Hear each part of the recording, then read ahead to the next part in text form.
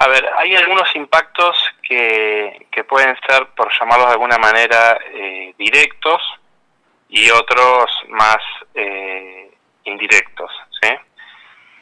Los directos tienen que ver con la posibilidad de eliminar o fusionar organismos, es decir, modificar la estructura organizativa o transferir a otros ámbitos algunos organismos, por ejemplo, las provincias, y ahí, bueno, están incluidos el CONICET, el INTA, la ANLIS, que es de Laboratorios e Institutos de Salud, el MALBRAN, la ANMAT, el INTA, bueno, la Autoridad Regulatoria Nuclear, la CONAE, la CONIE. Así que ese es un punto importante, es decir, eso tiene que ver con las facultades delegadas que se le dan al Poder Ejecutivo. Y en algunos casos se habilita la disolución, inclusive de algunas dependencias, por ejemplo del INTI o de la Agencia de Investigación, Desarrollo Tecnológico e Innovación, que es la que financia la mayoría de los proyectos de investigación importantes de Argentina, o del Banco Nacional de Datos Genéticos, o el Instituto Antártico, ¿no? Eso está en el artículo 3. Después, es decir, que de disolver esa agencia directamente no habría financiamiento para claro, por lo menos para CONICET. Claro. Sí, hay algunos organismos que entran, ¿viste? Hay distintos artículos. Algunos artículos, permiten disolver organismos y otros permiten modificarlos, pero modificarlos de tal manera que pueden seguir existiendo, pero totalmente desfinanciados. ¿Entendés? Voy a decir, bueno, no. Por ejemplo, de la disolución las universidades quedan excluidas, ¿sí? Pero también se pueden hacer modificaciones, etcétera, que pueden ser que impacten también. Después hay otro punto que tiene que ver con donde el artículo 5, que habilita al Poder Ejecutivo Nacional a modificar, unificar o disolver o liquidar fondos fiduciarios públicos, ¿sí?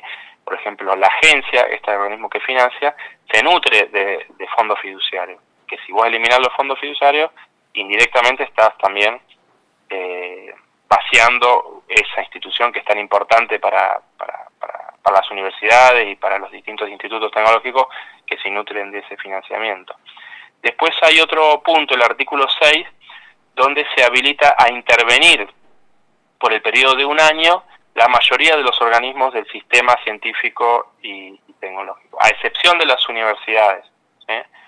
Entonces, bueno, ese artículo también es problemático. Y finalmente, el artículo 52 le concede al Poder Ejecutivo Nacional la posibilidad de poner en disponibilidad a cualquier trabajador de planta permanente de los organismos públicos, ¿sí? Esta norma incluye a los trabajadores del Sistema Nacional de Ciencia y Tecnología. Es decir, lo que hemos visto este año, por ejemplo, en el caso del CONICET, que no se renovaron una serie de contratos de personal que era contratado, ¿sí? A veces hay personas que estaban contratadas igual hace un tiempo, y bueno, en los recortes que se hicieron este año, ese personal fue desafectado, pero no incluyó a planta permanente. Es decir, como que siempre en la Argentina hubo una protección en el empleo público sobre las plantas permanentes. Bueno, en el artículo 52 de la propuesta que hay, eso ya se terminaría, ¿sí? Y entonces, esto está sincronizado también con la posibilidad esta que yo te comentaba de fusionar o transferir, no sé, de nación a una provincia, un organismo, etcétera. Eso se acompaña con esta posibilidad de pasar a disponibilidad al personal, porque si vos disolvés un organismo, bueno, el personal ese o se reubica, creo que le dan un tiempo de un año para reubicarse en alguna institución del Estado Nacional, o si no, lo podés pasar a disponibilidad sin la posibilidad de que esa persona quede indemnizada, ¿sí?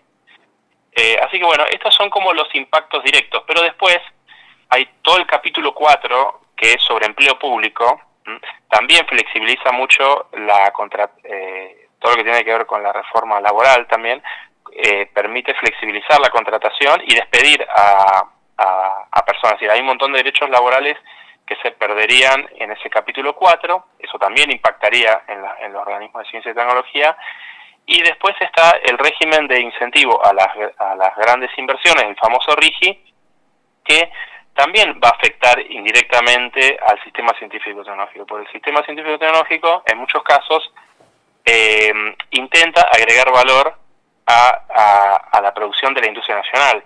Y este régimen, ¿sí?, que plantea beneficios fiscales, aduaneros y cambiarios para las inversiones mayores de 200 millones, le da un beneficio extraordinario a las empresas extranjeras en contra de las empresas nacionales. Es decir, si vienen dos empresas, una nacional y una extranjera, la extranjera va a tener muchos más beneficios, ¿sí?, que la nacional, entonces por lo tanto la nacional va a dejar de existir.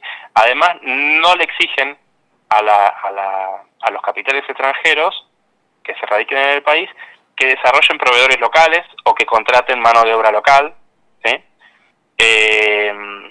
Así que bueno, todo eso va a impactar también, porque muchas veces las universidades, bueno, forman personas que van a trabajar acá en la Argentina, pero las empresas, los capitales no están obligadas a contratarlas, pueden traer personas de otro país, ¿sí?, o desarrollar sus propios proveedores sin nutrirse de proveedores nacionales. Bueno, todo eso también traería consecuencias negativas para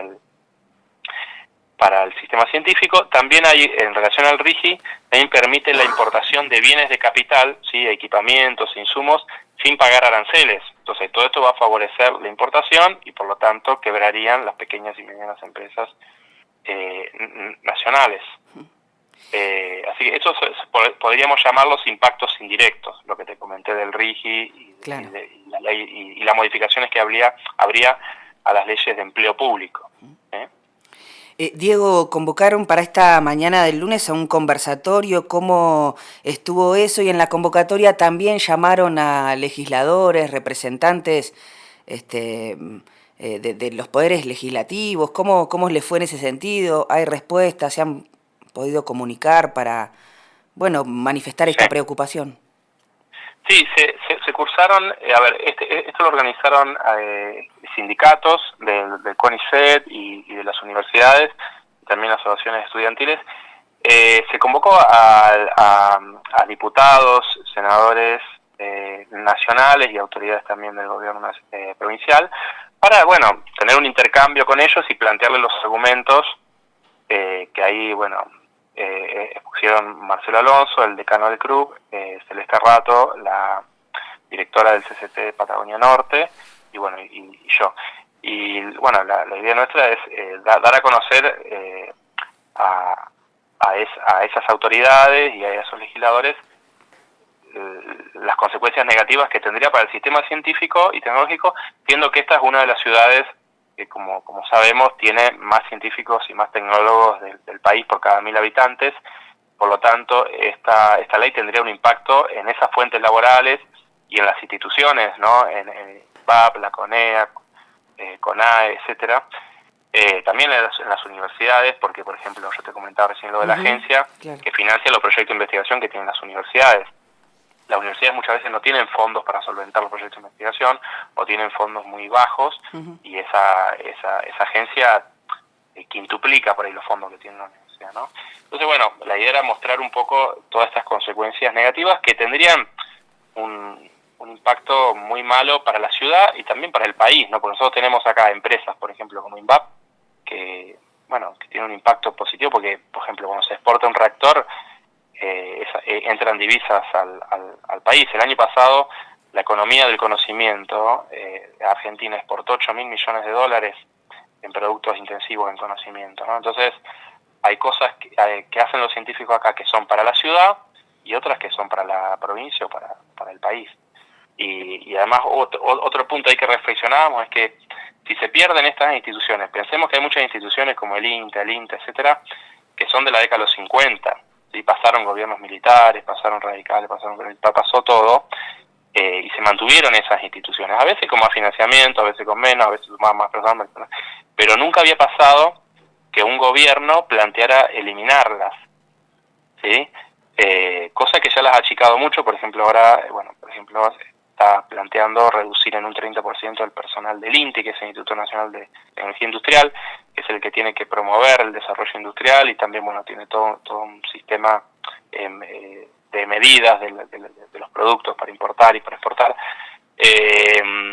Bueno, todo eso se perdería. Si se cierran esas instituciones o se fusionan con otras, son capacidades estatales que se construyeron en 70 años, con la expertise ahí de muchísimos técnicos, ingenieros y científicos, que eso es muy difícil después remontar. Porque voy a decir, no, pues puede venir otro gobierno en 3 años y rehacerlo, pero nunca vas a lograr, si echan a las personas o se deshacen de los equipamientos que hay ahí, eso te puede llevar décadas reconstruirlo y nadie te asegura que vayas a llegar al estado actual de los recursos con los que se cuentan hoy, ¿no? Es decir, seguramente hay cosas para mejorar en todas estas instituciones que yo mencioné, los institutos tecnológicos, las universidades, el CONICET, etcétera, pero no es la voluntad que hay en el gobierno nacional que uno ve, que es de lo que sería la mejora continua o las buenas prácticas, etcétera, que es algo que siempre se vino trabajando, bueno, que Sí. siempre el personal que está ahí trata de mejorar. No es eso, sino que hay una voluntad a veces de cerrar instituciones o de achicarlas a su mínima expresión, ¿no?